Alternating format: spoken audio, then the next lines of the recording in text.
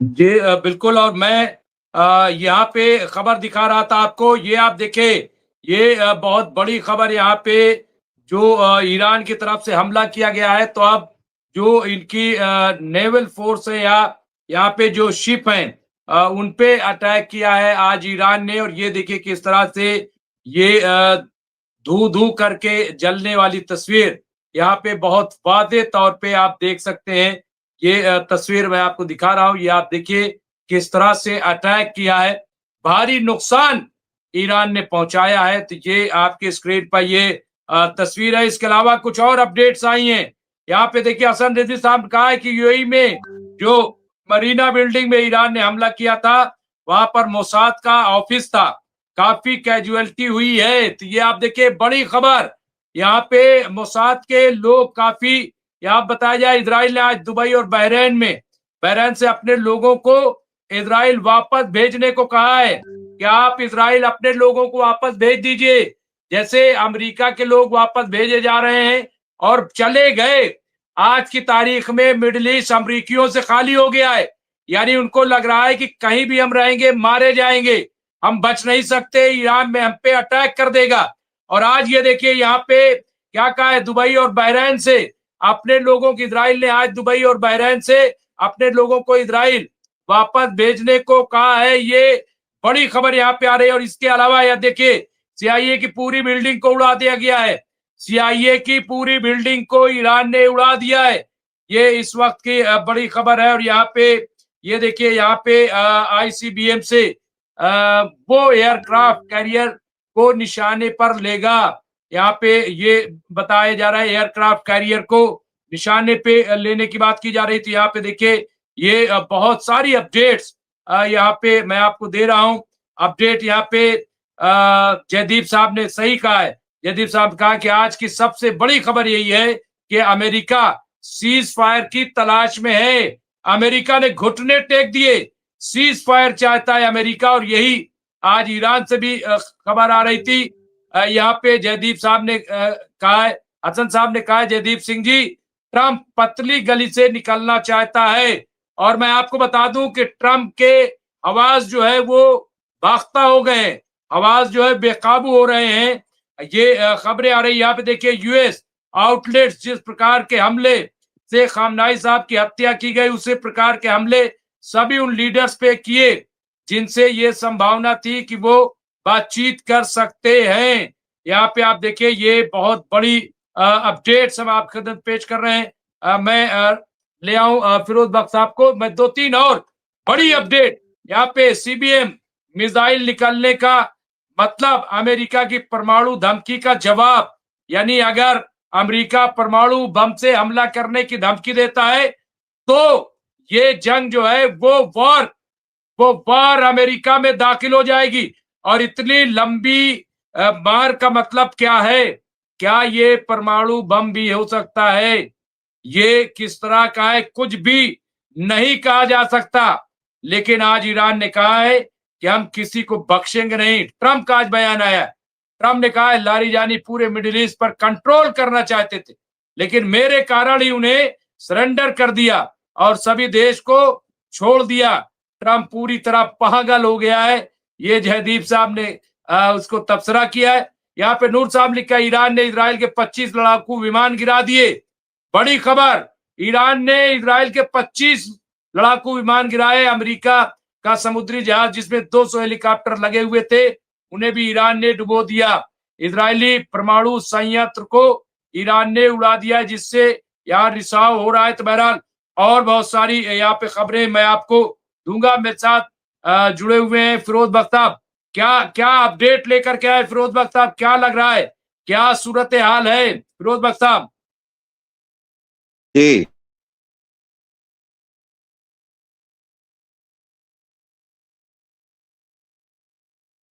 कर लीजिए फिरोज साहब, म्यूट कर आवाज आ रही है?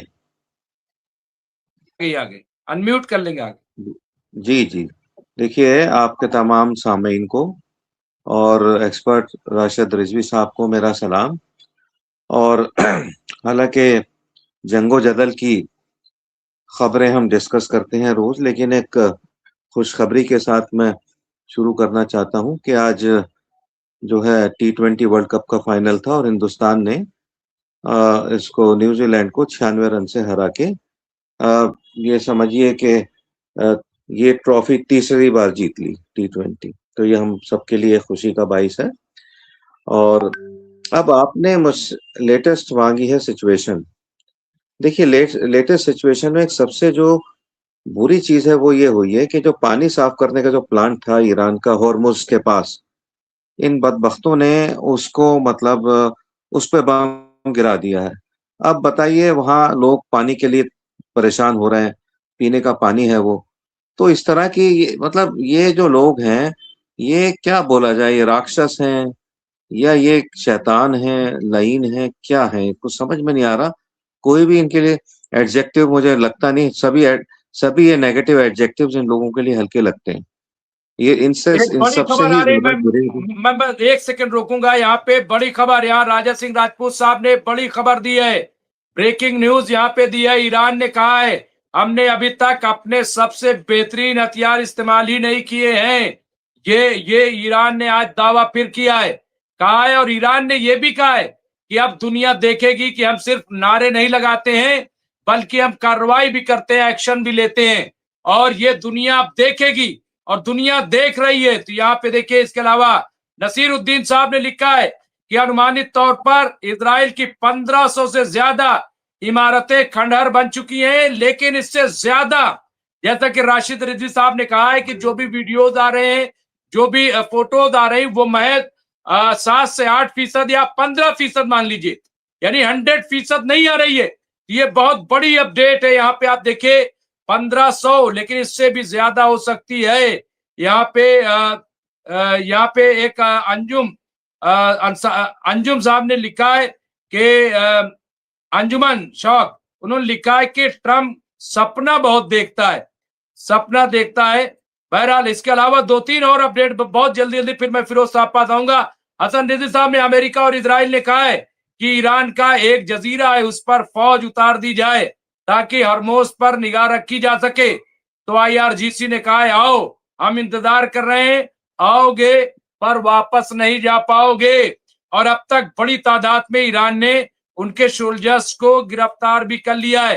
जयदीप साहब ने कहा जेलेंस्की ने यूक्रेन के सैनिकों और विशेषज्ञों का एक दल कल मिडिल ईस्ट रवाना किया है, जो फारस की खाड़ी के देशों को ड्रोन रक्षा प्रशिक्षण देगा।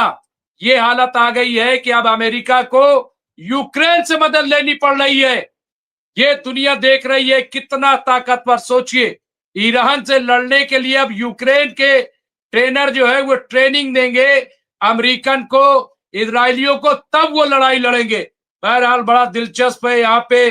तो ये आप देखिए, बिल्कुल खबर जयदीप साहब का, राक्षी सैयद अब्बास राक्षी ने बयान दिया है। बहुत सारी अफवाहें फैल रही, लेकिन मैं बताना चाहता हूं कि किसी को पता नहीं है कि क्या मुश्तबा खामनाई इलेक्ट होंगे या नहीं, किसी को पता नहीं, बिल्कुल क्लियर कर दिया गया है। तो यहाँ पे इसके अलावा जयदीप साहब का, इजराइल ने UAE पर आरोप लगाया है कि उसने ही ईरान के वाटर विलन विलनवीकरण क्या है, जो पानी साफ करने केंद्र पर हमला किया था।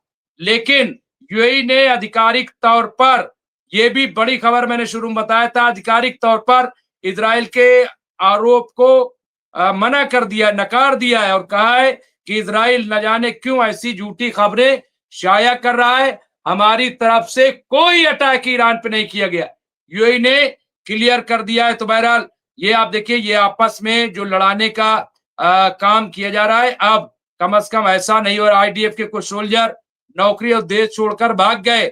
ये देखिए सोल्जर भाग रहे हैं।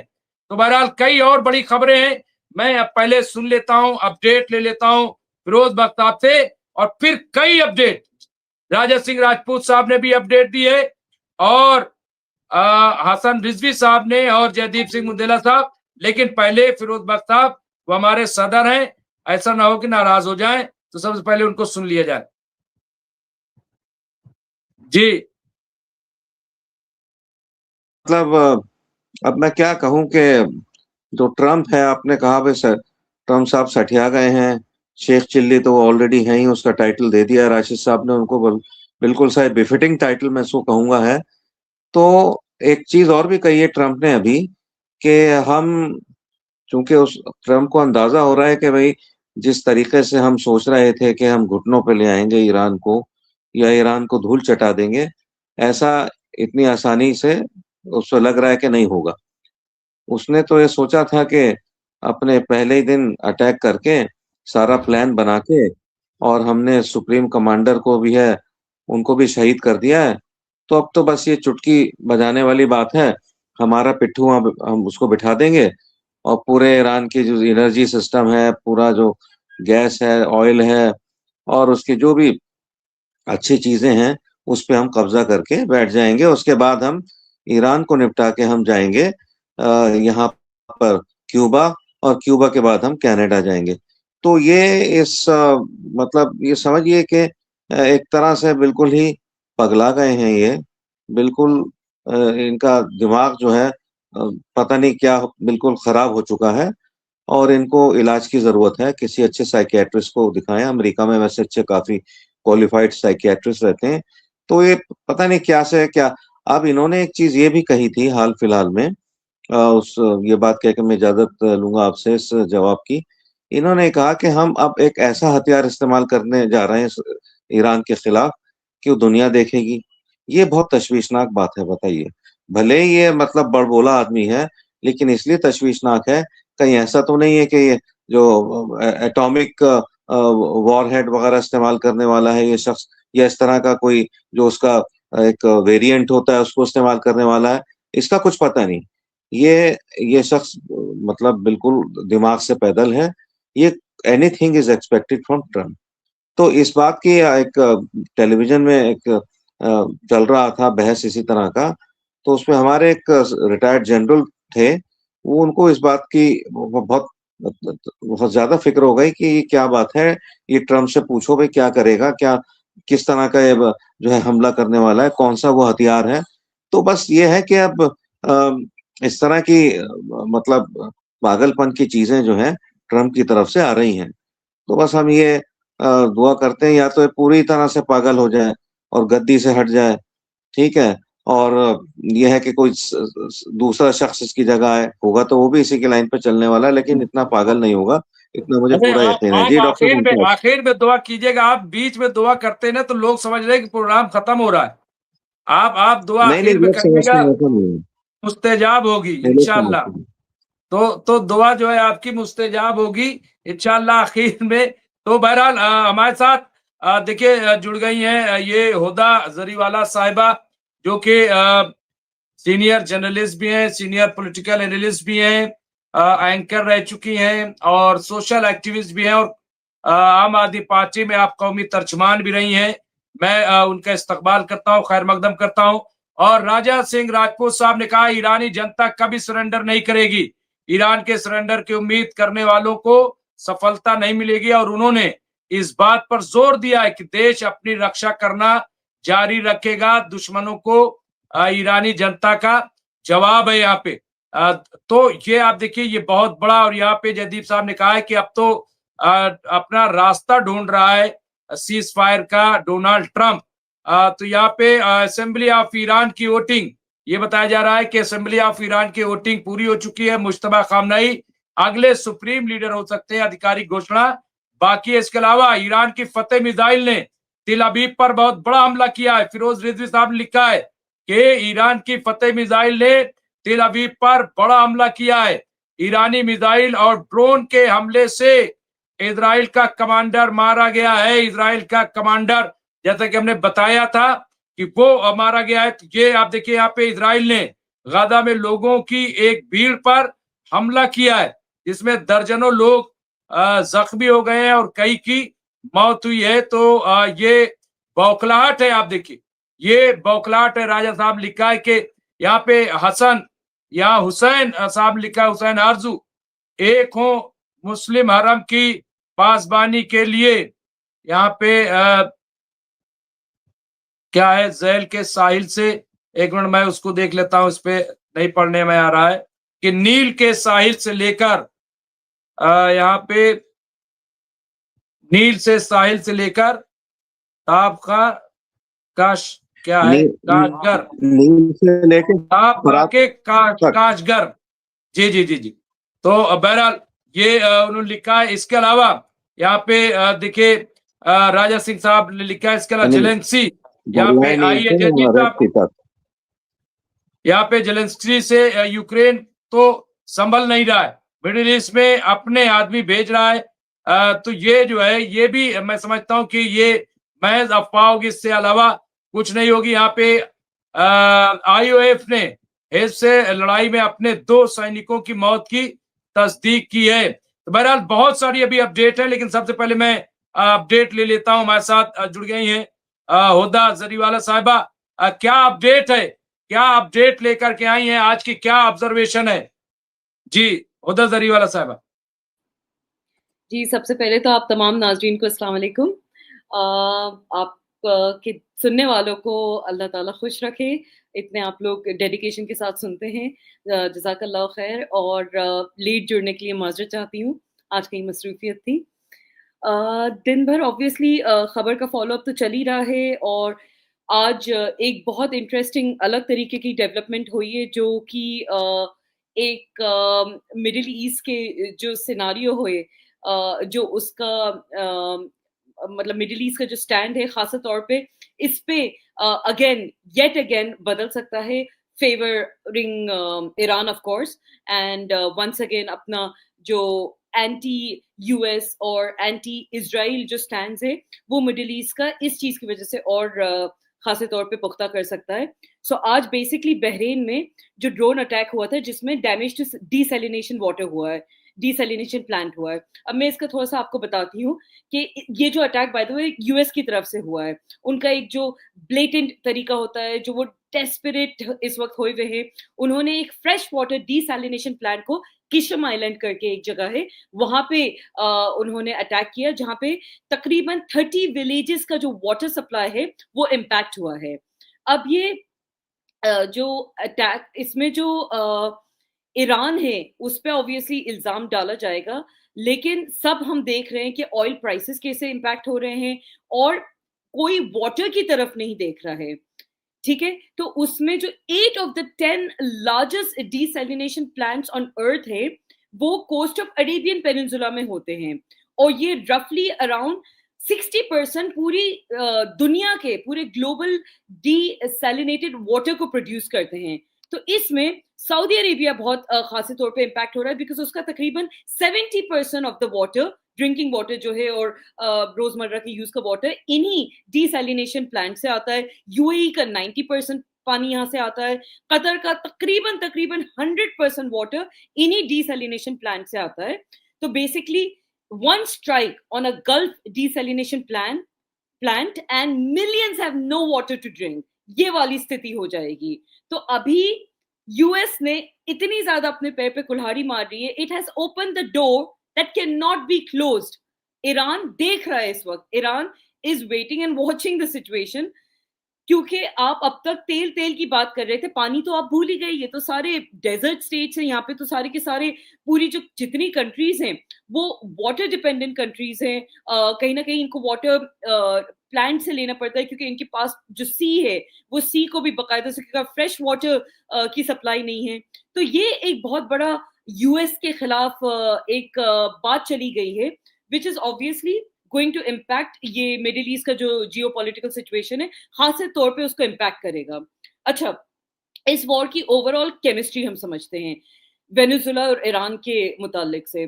तो जब यूएस इजराइल ये स्पेसिफिक अलायंस को टारगेट कर रहे थे, वाई वेनेजुएला उसके कुछ ही अरसे के बाद ईरान, उसके पीछे एक बहुत बड़ी वॉर के डायनेमिक्स हैं।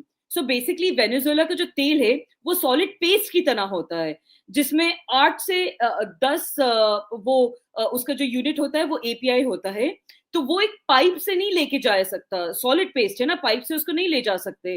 तो उसको सेल करने के लिए उसमें जो ईरान में कंडेंसेट्स पाए जाते हैं उससे मिलाना पड़ता है, और जो साउथ पार्ट्स की जो फील्ड है वहां से वो थिन आउट होके आता है। थोड़ा सा टेक्निकल है बट आप समझ पाएंगे मैं क्यों बता रही हूँ। तो इसका जो मैथ्स ये है कि रफली जो 3 barrels heavy crude oil to 1 barrel of Iran's solvent मिलाना पड़ता है to make it exportable, right? तो अगर वो शिपमेंट स्टॉप हो जाती है, वेनेजुएला का जो इंटायर प्रोडक्शन है वो बेसिकली एक हॉल्ट पे आ जाता है। तो ये भी एक बहुत बड़ी इंटरनल पॉलिटिक्स है, मतलब एक केमिकल डिपेंडेंसी है ईरान पे। तो यूएस को, इजराइल को इसलिए ईरान का ऑयल की इतनी जरूरत है बिकॉज वेनेजुएला का ऑयल तो उन्होंने एक्सट्रैक्ट कर लिया, वहां के जो हेड ऑफ स्टेट है उसको अरेस्ट करके, उसको जो भी करके उन्होंने उस स्टेट का ऑयल तो एक्सट्रैक्ट कर लिया, बट जब तक ईरान के जो सॉल्वेंट्स उसमें नहीं मिलाए जाएंगे वो एक्सपोर्टेबल ही नहीं होगा वो oil. So again another important thing why Venezuela और ईरान एक साथ हो रहा है, क्योंकि इतने दिनों से वॉर तो चली रही है, इतने दिनों से कोई अटैक, ड्रोन यहाँ से अटैक आ रहे हैं, वो इंटरसेप्ट हो रहे हैं, कुछ मार रहे हैं, कुछ गिर रहे हैं, ये सारी चीजें तो डेफिनेटली हो ही रही हैं, बट इसके पीछे जो केमिस्ट्री ऑफ वॉर चल रही है वो भी एक बहुत इंपॉर्टेंट एस्पेक्ट है इन सारी चीजों में मद्देनजर रखते हुए।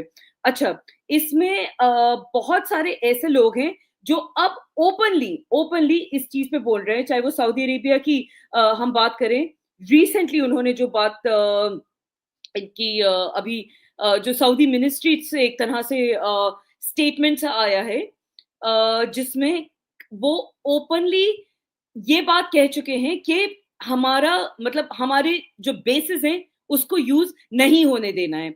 एक यूएई के बिलियनर है खलफ अहमद अल हब्तूर, उन्होंने एक ब्लिस्टरिंग वायरल अटैक किया है, वो बहुत वायरल हुआ है उनका बयान ट्रम्प के लिए, जिसपे उन्होंने कहा है कि who gave you the authority to drag our region into a war with Iran. This is इसको बहुत डेंजरस डिसीजन बताया है, और वो अपनी एक्स पे ये कंटिन्यू करते हैं, कहते हैं कि did you calculate the collateral damage before pulling the trigger, did you consider that the first to suffer from this escalation will be the countries of the region itself. तो इस तरह से अब जो इंडिविजुअल वॉइसेस है, जो voices of power है, ये अल हब्तूर ग्रुप मेजर प्लेयर है। अल हब्तूर ग्रुप यूएई का बहुत बड़ा ग्रुप है, जो भी वहां गया है उसको इस बात का अंदाजा है यूएई में। तो इस तरह से जब इतने बिग प्लेयर्स, क्योंकि इन लोगों के गवर्नमेंट में भी स्टेक्स होते हैं और ये at a position of power होते हैं गवर्नमेंट पॉलिसीज को भी कहीं ना कहीं इन्फ्लुएंस करने के, तो ये इसका बाकायदा से बहुत अच्छा एक वो उसका आर्टिकल है पूरा, मैं आपको तो फॉरवर्ड कर ही दूंगी, आप इस पे जरूर नजर डालिएगा। तो उसमें वो बताता है कि किस तरह से ये जो रीजन पूरा इम्पैक्ट हो रहा है यूएस की वजह से हो रहा है। तो अब आप देखें कि जो important players in the region है वो डायरेक्ट इन्फ्लुएंस मतलब जो इन्फ्लुएंस कर सकते हैं पॉलिसीज को, गवर्नमेंट की जो आगे इम्प्लीमेंटेशन है उन चीजों को, वो ओपनली आके इन्होंने अपने एक्स के अकाउंट पे बोला है। तो it is obviously a big deal. इस तरह से कहीं सारे ये जो इंडिविजुअल वॉइसेस एक के बाद एक आ रहे हैं, कहीं ना कहीं अमेरिका को इस बात का अंदाजा तो हो रहा है कि हम मिडिल ईस्ट के सपोर्ट कुछ नहीं कर पाएंगे। इजराइल का प्रेशर बना हुआ है, जो बनी रहा है यूएस पे, अगेन वो प्रेशर भी कहीं ना कहीं यूएस में वीक होते हुए नजर आ रहा है। आए दिन यूएस के जो आप मैं कुछ यूएस के भी न्यूज चैनल्स देख रही थी, तो उसमें जो ऑन ग्राउंड रिपोर्टर्स हैं, कहीं सारे रिपोर्टर्स के आप देखिए अब थोड़े से जो स्टेटमेंट्स हैं वो हल्के से इस तरफ, मतलब एक फ्रस्ट्रेशन की तरफ जाने लगे कि हम क्यों इजराइल की वॉर लड़ रहे हैं। इस चीज पे उनका कहीं ना कहीं धीरे धीरे करके कंसेंसस बन रहा है, जो ऑब्वियसली आगे इजराइल के ऊपर प्रेशर डालने के लिए यूज होगा, and by that effect US कहीं ना कहीं अपने आप को इस वॉर से धीरे धीरे करके पुल आउट करने की कोशिश करेगा। अभी उसने अपने आप को ऐसी क्रिटिकल सिचुएशन में डाल दिया है कि ना वो और मजीद अंदर जा सकता, उस ग्राउंड भेज दिए, लेकिन हम कल ही इस बात का जिक्र कर रहे थे कि उसके ट्रूप्स कितने भेज देगा, 50,000, 1 लाख, 10 लाख, जितने भी वो भेज सकता होगा। पहली बात तो इस चीज पे यूएस के अंदर आवाज घुस आ रही है, वहां के वेटरन्स बोल रहे हैं, ओपनली बोल रहे हैं कि हम अपने बच्चों को इजराइल की वॉर लड़ने नहीं भेजेंगे। तो इतनी आसानी से वो यूएस की जो आर्मी है वो पूरी एक रीजन ईरान पे डिप्लॉय प्रैक्टिकली यूएस नहीं कर सकता। दूसरी बात, किसी तरीके से चलो पहुंच भी गया अगर वो ग्राउंड तक, तो ईरान की जो जियोग्राफी है, जो वहां का लोकेशन है, उसको पेनिट्रेट करके ईरान के ग्राउंड तक पहुंच पाना बहुत मुश्किल है। वहां पे वो पेनिट्रेट नहीं कर पाएगा, वहां यूएस के फोर्सेस, यूएस की आर्मी वहां नहीं इतनी आसानी से पहुंच पाएंगी, क्योंकि प्रीवियस वॉर्स में हमने देखा है उसमें वो जो लोकल इंसर्जेंट ग्रुप्स होते हैं, जैसे इराक के टाइम पे भी जब हुआ था, तो वहां के लोकल जो मिलिशिया ग्रुप्स हैं, जो सरकार के विपरीत होते हैं, अगेंस्ट होते हैं, उनको वो आर्म्ड मिलिशिया बना देते हैं, उनको आर्म्स प्रोवाइड कर देते हैं, जिस तरीके से सीरिया में और इराक में आइसिस का जन्म हुआ था। आइसिस हमें पता है CIA क्रिएटेड ऑर्गेनाइजेशन है। आइसिस हमें पता है कि वो अरब्स के इंटरेस्ट के लिए कभी थे ही नहीं, वो हमेशा से इजराइल और अमेरिकन इंटरेस्ट के लिए थे। दुनिया में आइसिस का इतना हल्ला मचा, मुसलमानों को इतना बैड नेम दिया गया, लेकिन सारी फिर रिपोर्ट्स खुद उनके वहीं से आती हैं कि ये तो CIA क्रिएटेड ग्रुप था। इसी तरह से जो कर्डिश को ये लोग ऑन ग्राउंड मजबूत करना चाह रहे हैं, तो कर्डिश इससे बैकआउट हो गए हैं। मतलब बहुत अच्छी समझदारी के इस वक्त जो कर्डिश ग्रुप से उन्होंने सबूत दिया है कि ठीक है, हमारे इंटरनल हो सकते हैं डिफरेंसेस, बट हम US की लड़ाई ईरान में जाके नहीं लड़ेंगे। तो कहीं ना कहीं ये एक बहुत बड़ा ब्लो है to the US, to Israel, कि हम वहां के लोकल लोगों को सरकार के रेजीम के अगेंस्ट, रेजीम के खिलाफ नहीं खड़ा कर पा रहे हैं। तो अपने आप में एक ये भी US इस वक्त भी कश्मकश में पड़ गया है। तो ठीक है ना, हम ग्राउंड से उनको अटैक कर सकते हैं, हवाई अटैक हमारे एक के बाद एक कहीं ना कहीं हम इंटरसेप्ट कर भी पा रहे हैं। तो इंटरसेप्शन में हमारे बिलियंस ऑफ डॉलर्स रोज के लग जा रहे हैं। उसके बावजूद भी टेल अवीव पे अटैक हो रहा है। वहां से अंदर से रिपोर्ट आ रही है कि बंकर्स भी सेफ नहीं है, जिसको हम बहुत सेफ माना करते थे। वहां पे इंडियंस की रिपोर्ट है, वहां पे कितनी काफी रिपोर्ट्स ऐसी आई हुई है जो कह रहे हैं कि बंकर्स के अंदर तक जाके 60 फीट नीचे तक जाके अटैक का हमें इम्पैक्ट महसूस हुआ है। तो this is not a joke. मतलब ऑब्वियसली उनकी बंकर 60 फीट या कितना, I might be wrong with the number of it, but bunkers भी सेफ नहीं है। तो जो इजराइल के सिटीजन है, कहीं ना कहीं जो, I mean I am not saying कि वो लोग प्रो फलस्तीन है, बिल्कुल नहीं, या एंटी वॉर है, मैं ये भी नहीं कह रही हूँ। वहां की जनता को कहीं ना कहीं वॉर के लिए वो हमेशा ओके होते हैं, बिकॉज उनको पाला बड़ा करके इस तरह से जाता है कि फलस्तीन तुम्हारी दुश्मन है, अरब तुम्हारी दुश्मन है, जब भी वॉर होती है तुम लोग तो बस बंकर में चले जाओ। अब बंकर में भी जाके लोग मर रहे हैं, ग्राउंड पे लोग मर रहे हैं। टेल अवीव की हमारे पास एक्चुअल ग्राउंड रिपोर्ट या पिक्चर्स नहीं आने दे रही है, मीडिया के सामने नहीं आने दे रहे हैं वो लोग, बट बहुत अच्छा खासा नुकसान हो रहा है। अच्छा, इसमें ईरान की ऑब्वियसली बहुत बड़ी स्ट्रेटेजिकल जीत है, बिकॉज आप फ्रॉम ईरान टू वो मिसाइल्स को, ड्रोन्स को पहुंचने के लिए टू टेल अवीव, उसको बहुत 2-3 जो एरियाज है वो क्रॉस करना पड़ता है। उसमें जॉर्डन की सिक्योरिटी होती है, इजराइल की खुद 3 लेयर सिक्योरिटी होती है। वो क्रॉस कर कुरा के कहीं ना कहीं फिर वो फाइनली सिटी के अंदर ड्रोन आ पाता है या वो मिसाइल पहुंच पाती है। तो ऑब्वियसली ईरान के पास रशिया का इंटेलिजेंस है। Iran on its own obviously अपनी हिम्मत के दम पे, बलबूते पे खड़ा हुआ है, इसमें कोई सवाल नहीं है, लेकिन उसके पास जो ये ऑन लेवल जो एग्जैक्ट ग्राउंड इंफॉर्मेशन आ रही है वो ऑब्वियसली रशिया प्रोवाइड कर रहा है, ऑब्वियसली चाइना प्रोवाइड कर रहा है। रशिया और चाइना बहुत बड़े प्लेयर्स हैं इन दिस होल सिनारियो। अच्छा, इसमें यूक्रेन भी कहीं ना कहीं वॉर में घसीट दिया गया है। कैसे? यूक्रेन को बोला गया है कि तुम, क्योंकि यूक्रेन अपनी रशिया के साथ जब वॉर में मिसाइल इंटरसेप्ट करने में कहीं ना कहीं इतने टाइम से वो कर रहा है, वॉर जोन में वो है ही यूक्रेन, तो उसको कहीं ना कहीं वो एक तरह का एक्सपर्ट हो गया है इंटरसेप्शन में।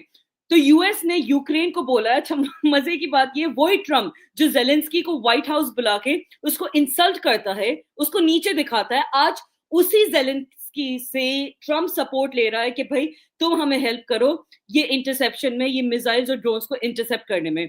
और यूक्रेन की, ऑब्वियसली यूक्रेन ने कहा है कि ठीक है, मेरे टाइम पे रशिया के लिए तुम मुझे सपोर्ट करना, लेकिन अभी मैं कर देता हूँ। तो फिलहाल जेलेंस्की भी यूक्रेन को वॉर में ला चुका है। हम समझ रहे हैं कि इंडिया वॉर में नहीं है, बट इंडिया उसी दिन वॉर में घसीट चुका था जिस दिन जो फ्रेंडली नेवल शिप थी, जो इंडिया में एक्सरसाइज करने के लिए आई थी, वो यहाँ पे इंडिया से निकलती है और उसके बाद 80 से ज्यादा उसमें जो सोल्जर्स हैं वो मारे जाते हैं। और अफसोसनाक बात यह है कि उनमें से जो बचे कुचे कुछ थोड़े से सोल्जर्स हैं, उनकी बचत के लिए जब वो सिग्नल भेजते हैं, इंडिया नहीं पहुंचता है, श्रीलंका जैसा छोटा सा मुल्क पहुंचता है। तो इसके लिए इंडिया के ही एक बहुत सीनियर आर्मी पर्सन है, उन्होंने कहा है कि ये फ्रेंडली एक्सरसाइज के लिए शिप आई थी, तो इनके पास पॉसिबल ही नहीं है कि वेपन्स होते। ये एक फ्रेंडली एक्सरसाइज के लिए वहां शिप पहुंची थी और वापस अपने मुल्क जा रही थी, उसको नहीं पहुंचने दिया। तो वो इंडियन ओशन में हुआ है। मोदी जी इंडिया को इंडियन ओशन का अपने आप को प्रोटेक्टर कहते हैं, तो ऑब्वियसली अब क्यों नहीं आए वो प्रोटेक्ट करने। एक छोटी सी श्रीलंका की जो लोग हैं, वो जो बचे कुछ जो जिंदा लोग बेचारे बच गए, उनको हॉस्पिटलाइज करा है, उनको मेडिकल ट्रीटमेंट दे रहा है। तो उसी दिन इंडिया भी वॉर में ड्रैग हो चुका था। अगर हम ये न्यूट्रल होके बैठते और हम सोचते हैं कि नहीं हम तो कुछ नहीं बोलेंगे ना इधर ना उधर, तो हम गलती कर रहे हैं। ये प्रॉपर वॉर लाइक सिचुएशन हो गई है, वर्ल्ड इसमें किसी न किसी तरीके से इन्वॉल्व हो गई है। एंड हमें the sooner we are prepared in the sense कि एटलीस्ट हमें नो होना चाहिए कि बिल्कुल बिल्कुल ये है। और उन्होंने उनकी तरफ से फिर कोच्चि में जो एक शिप था ईरान